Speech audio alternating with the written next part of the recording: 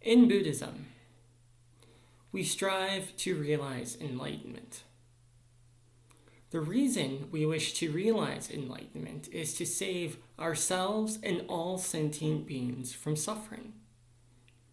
The way we save ourselves and all sentient beings from suffering is through the understanding of the true nature of reality. Once we have that knowledge, that understanding of reality and how it really works, we use that information to act skillfully in daily life, acting in ways that end suffering for ourselves and others. But this begs the question, what is the true nature of reality? Simply put, the world as we know it exists in 3 levels. Now, these levels are different, however, they are not separate. We can think of them as the 3 sides of a triangle. Each side is different from the others, however, they are part of a singular whole. In the same way, the 3 levels of reality I'm about to describe are different, however, they are not separate from one another. The first level of reality is our mental imputations. These are the ideas and concepts that we place onto the world in order to better understand it. This robe being blue is a mental imputation. If I were to go to Spain where people speak Spanish, they would say that it's azul. If I were to go somewhere else like Japan, they would use another word to describe this same color, because they have different mental imputations in order to describe the same phenomena. The thing itself does not change, but our mind changes.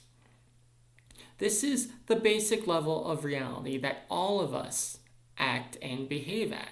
This is how we mainly understand the world. However, there is a level underneath that, which is the dependent origination level of reality. You see, this robe isn't just blue. It's also made of countless threads, and those threads come together to create the robe. The robe is dependently originated through these threads. And if we go a level deeper, the threads didn't come together on their own, rather they came from cotton, which was harvested by farmers and shipped to textile mills, where the robe was created. Thus, this robe is not a singular independent entity, rather it is dependently originated via the cotton, via the farmer, via the textile mill, via the truck that delivered it to me. All of these things have to come together in a very specific way to make this robe. This is true of what I'm wearing, but it's also true of all of reality. The laptop I'm recording this talk on, the floor I'm seated on, this building, all dependently originated. One of the reasons we suffer is because we do not understand the dependent origination nature of reality. We don't understand that things are interconnected.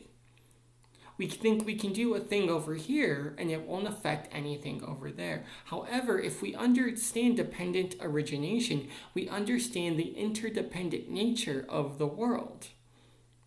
We understand that things that cause suffering for us also cause suffering for other people, and vice versa. So we act accordingly. Finally, we have the thoroughly established nature, or the Buddha nature of reality. This is the base nature of reality, and simply put, everything that we experience, everything we see, touch, smell, etc., is a manifestation of the Dharmakaya, or the Buddha body. Everything is Buddha. In the same way that all waves come from the ocean, all living beings come from the Buddha body. This is why we state in Buddhism that all beings possess Buddha nature. It's important to realize this for a couple of reasons. If we understand that we possess Buddha nature, then we understand that we have the seed of enlightenment inside of us.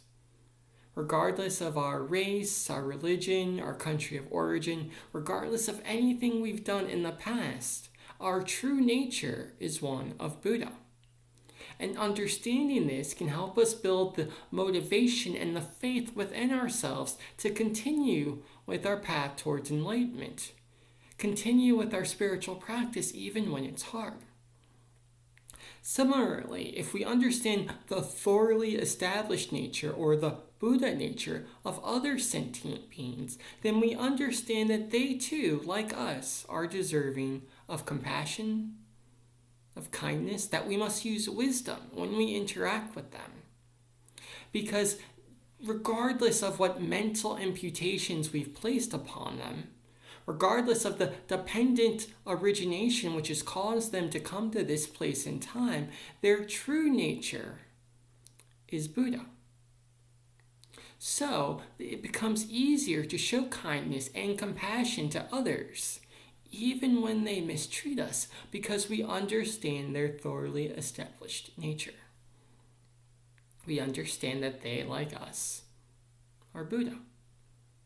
So, to review, reality exists in 3 levels. We have the mental imputations level, which are our thoughts and concepts about the world. This robe is blue, this thing around my neck is a no-kesa, etc. Next, we have the dependent origination nature, which simply means that everything we interact with in the world comes together through the intersection of other things. The robe is made of cotton, the floor is made of wood. My glasses are made of a mixture of metal and plastic, which was put together by people I've never met. Finally, we have the thoroughly established nature, or the Buddha nature of reality. When we understand that all things are Buddha, we understand that all things are deserving of compassion and kindness. We also understand that all things are not separate from us because we, like them, are also Buddha. When we remember these things, these 3 levels of reality, we can use that knowledge to interact with the world peacefully, ending suffering for ourselves and others. Amitabha.